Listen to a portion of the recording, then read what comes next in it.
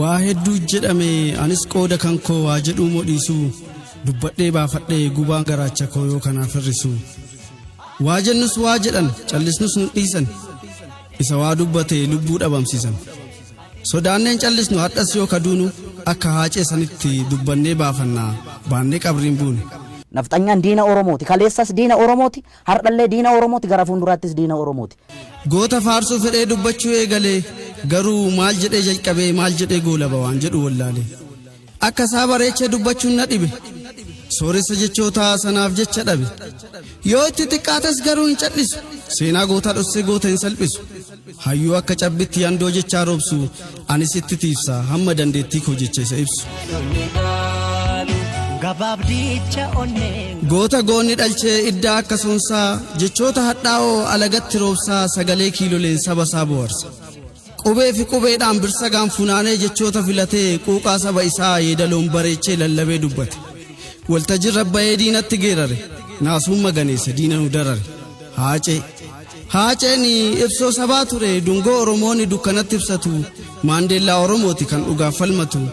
Miidiyaan lallabee dhugaa diinni dhosse naftanyoota qaaniin mataa gadi cabse jedhee ifatti hime nu miti farda keenya ni beeku bareechanii daalee gaafa aduwaa gaafa maqaleessani jedheetti geerare fuuldura dhaabbatee goon hundeessa dhalchee Oromoodhaaf laate kaayyoo isaan daganne Oromoodhaaf du'e Oromoof jiraate. Biyyeen naman diddu goota kana du'e du'a isaa dhageennaan hurriin nutti bu'e nuuf haarayaa miti bara dhufee dabraa jagni nurraa du'a. Gootaa fayyuun keenya qabamaa reebamaa karchalletti bu'a garuu du'a haacee kana kan adda taasisu isa durii caalaa garaacha nu gubee kan nu gaabbisiisu warrumti Hacaaluun qeerroof qarree waliin wareega kaffalee aangotti ol baase gatii galata isaa kunoo Hacaaluudhaaf rasaasaan deebise malee Oromoodhaaf duuti haaraa miti du'as lubbuun jagnaa gadhee harka baati gadhiin leenca jiraa dhukaaftee ajjeeftee du'aa isaa sodaattee ekeraa xiyyaaraan Finfinneedhaa baafte. Diinni isaa ajjeesee hayyuun irraa hidhaa diraamaa hojjete Oromoo gowwoomsuuf gadoo dabalate. Haaceen yoomuu hin du'u fooniin fagaatullee hafuuraan nu faana nu keessa jiraatee nu keessaan hargana qeerroo hedduu oomishe kan saba qabu kan biyyaaf jiraatee akka isaatti du'u kan ajjeechaaf roorroon duubatti hin deebifne kan hidhaaf gidiraan hamileen cabsine garuu maaliif dachiin Oromiyaas garaanu jabaatte osoo gadheen jiru jagna nurraa nyaatte sikomanne dachii Oromiyaa maaf nu jalaa nyaatte Haacee abdii biyyaa. Waa'ee naftanyoota amma hin dubbannu galmee du'a isaatiif dhaddachan dhaabbannu isatti himannu isa murtii kennuuf gurraacha uffatu isa ajjeesaa dhiisee du'a murtii laatu isatti himannu osoo himanneeyyuu haqa hin argannu afaanin sobamaa lubbuu deebiin qabne qumaara nyaattamu osoo isaan irraa haqni kan argamu jagni manaa ba'ee achiin hin dhabamu hayyuun gidirfamee dabaan hin hidhamu osoo isaan bira haqni jira taate meeqaaf meeqa lubbuun dhiyeenyatti hobbaate eenyu mee akkamaan seeratti dhiyaate eenyutu adabee murtii itti laate akkuma kaleessa hadhallee nu sobu hattuu waliin fiigee namni hattuun qabu kan darbee nu gaya lammatan sobamnu yakkamaa nu miidhaman himannu dammaqee Oromoo waltaanee falmannaa kaayyoo Haaceen du'eef galmaan gayuu qabna yookaan nullee dhumnee Haacaaluun makamna filannoon hin jiru kana carraan qabnu afaanin badhaadhaa garaa hin hongofnu. Buddeena abjuutiin qochima guuttannee hirribaa dammaqnee yoo garaaf dhabne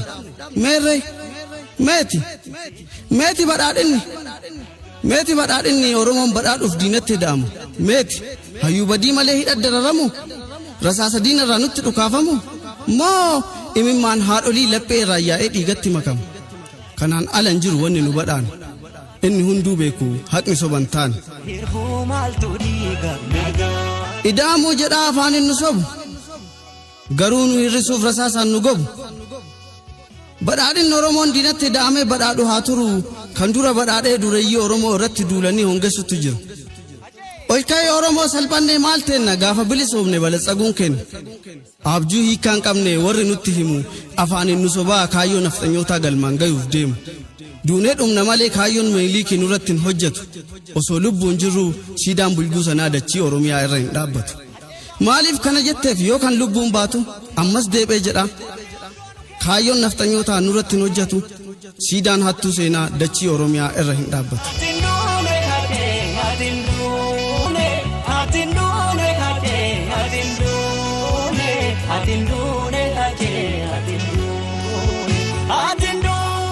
Waa hedduu jedhame anis qooda kan koo waa jedhuu modhiisu dubbadhee baafadhee gubaan garaacha koo yoo kanaaf hir'isu. Waa jennus waa jedhan callisnus nu dhiisan isa waa dubbate lubbuu dhabamsiisan. Sodaanneen callisnu hadhas yoo kaduunu akka haacee sanitti dubbannee baafannaa baannee qabriin buune. Nafxanyaan diina Oromooti. Kaleessas diina Oromooti. Hardhallee diina Oromooti. Gara fuulduraattis diina Oromooti. Goota faarsuu fedhee dubbachuu eegalee garuu maal jedhee jalqabee maal jedhee goolaba waan jedhu wallaalee. Akka isaa bareechee dubbachuun na dhibe. Sooressa jechoota sanaaf jecha dhabe. Yoo itti xiqqaates garuu hin callisu. Seenaa gootaa dhossee goota hin salphisu. Hayyuu akka cabbitti yandoo jechaa roobsu anis itti tiifsa hamma dandeettii koo jecha isa ibsu. Goota goonni dhalchee iddaa akka sonsaa jechoota hadhaa'oo alagatti roobsaa sagalee kiiloleen saba isaa bohaarsa. Qubee fi qubeedhaan birsagaan funaanee jechoota filatee quuqaa saba isaa yeedaloon bareechee lallabee dubbate. Waltajjii rabbayee diinatti geerare naasuun maganeesse diina nu darare. Haaceen ibsoo sabaa ture dungoo Oromoonni dukkanatti ibsatu maandeellaa Oromooti kan dhugaaf falmatu. Miidiyaan lallabee dhugaa diinni dhosse nafxanyoota qaaniin mataa gadi cabse jedhee ifatti hime nuu miti farda keenya ni beeku bareechani daalee gaafa aduwaa gaafa maqaleessani jedheetti geerare fuuldura dhaabbatee goon hundeessa dhalchee Oromoodhaaf laate kaayyoo isaan daganne Oromoodhaaf du'e Oromoof jiraate. Biyyeen naman diddugoota kana du'a isaa dhageennaan hurriin nutti bu'e nuuf haarayaa miti bara dhufee dabraa jagni nurraa du'a. Gootaa fayyuun keenya qabamaa reebamaa karchalletti bu'a. Garuu du'a haacee kana kan adda taasisu isa durii caalaa garaacha nu gubee kan nu gaabbisiisu warrumti haacaaluun qeerroof qarree waliin wareega kaffalee aangotti ol baase gatii galata isaa kunoo haacaaluudhaaf rasaasaan deebise. Malee Oromoodhaaf duuti haaraa miti duras lubbuun jagnaa gadhee harka baate. Gadhiin leenca jiraa dhukaaftee ajjeeftee du'aa isaa sodaattee ekeraa xiyyaaraan Finfinneedhaa baafte. Diinni isaa ajjeesee hayyuun irraa hidhaa diraamaa hojjete Oromoo gowwoomsuuf gadoo dabalate. Haaceen yoomuu hundu fooniin fagaatullee hafuuraan nu faana nu keessa jiraatee nu keessaan hargana.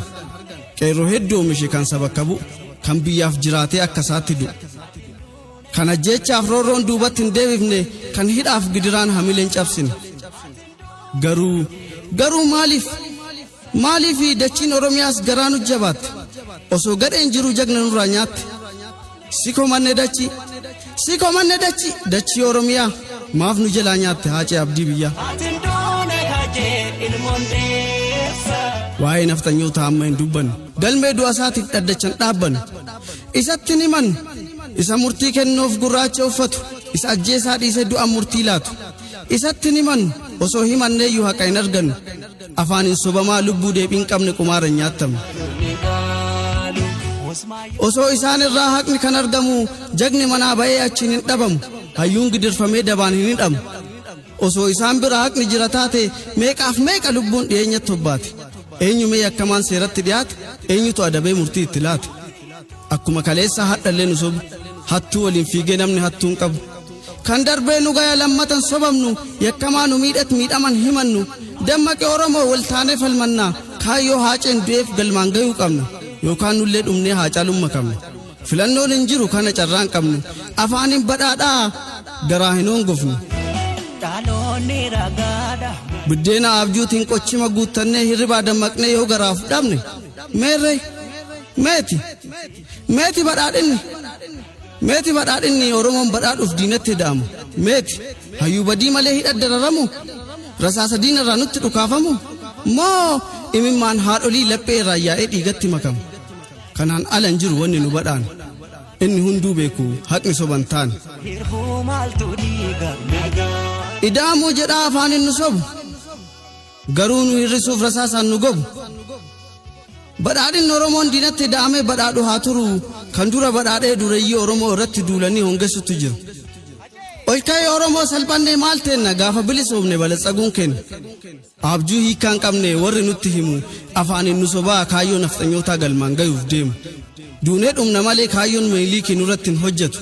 Osoo lubbuun jirru siidaan bulguu sanaa dachii Oromiyaa irra hin dhaabbatu. Maaliif kana jetteef yoo kan lubbuun baatu ammas deebi'ee jedha. Kaayyoon nafxanyootaa nurratti hin hojjetu. Siidaan hattuu seenaa dachii Oromiyaa irra hin dhaabbatu. Yaadannoon walaloo kanaa artist Hacaaluu Hundeessaatii fi gootota qabsoo Oromootiif wareegaman hundaaf. Barreessee kan dhiyeessee barreessaa fi weellisaa Gammachuu Tashitee horaa bulaa.